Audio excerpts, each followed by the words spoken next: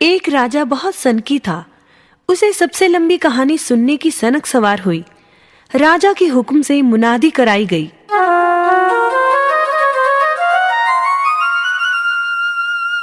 सुनो सुनो सुनो, सुनो सुनो सुनो, महाराज धीराज का हुक्म है कि जो उसे सबसे लंबी कहानी सुनाएगा उसे रामगढ़ की जागीर तथा एक मुंह मांगा इनाम दिया जाएगा। मगर जिसकी कहानी लंबी ना हुई उसे कारावास में भी डाल दिया जाएगा। सुनो सुनो सुनो, सुनो सुनो सुनो। यह सुनकर दूर दूर से कहानीकार आए, परंतु राजा को संतुष्ट न कर पाए। कहानियां तो लंबी थीं, परंतु राजा सोचता, कहानी तो सुन ली है, अब व्यर्थ में जागीर क्यों दूं? धीरे धीरे बहुत से कहानीकार कारावास में बंद कर दिए गए। एक कहानीकार के नौजवान बेटे को अपने पिता का कारावास में बंद होना बहुत खला। उसने राजा को सबक सिखाने का मन बना लिया और जा पहुंचा राज दरबार कहानी सुनाने के लिए। बोला, महाराज, एक किसान का बहुत बड़ा खेत था। उसने ज्वार बो रखी थी। पास ही एक पेड़ पर ढेरों चिड़ियों का झुंड रहता था, इसलिए जब भी किसान बीज बोने आता, चिड़ियों बीज निकालकर खा लेती थी। एक बार उसने सोचा कि वह खुद अपने खेत की रखवाली करेगा।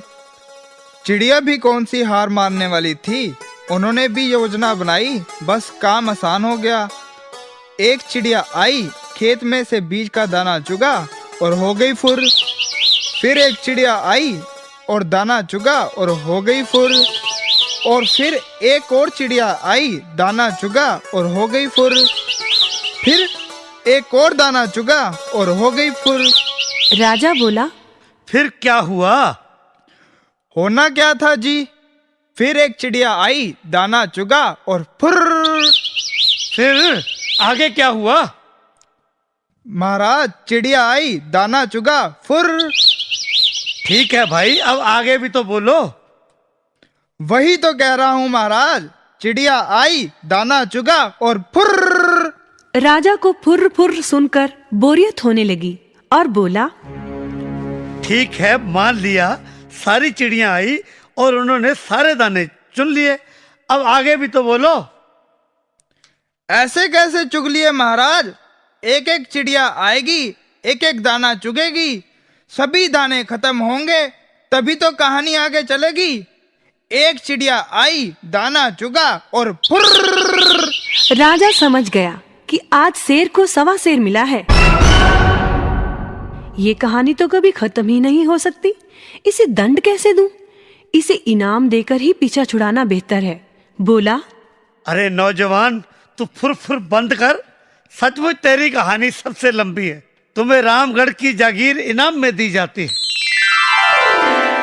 परंतु महाराज, मेरा मुंह मांगा इनाम। हाँ हाँ, वो भी बोलो, तुम्हें क्या चाहिए? मेरा इनाम यही है कि आप सभी बंद कहानीकारों को छोड़ दें। बिना बात किसी को सताना अच्छी बात थोड़ी ही है। इससे राजलक्ष्मी नाराज हो जाती है और देश और राजा दोनों ही नष्ट हो जाते हैं।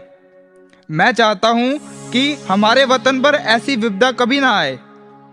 बात तो तुम्हारी ठीक है। हम हुक्म सुनाते हैं, सभी कहानीकारों को बादब छोड़ दिया जाए। ये युवक बहुत समझदार है।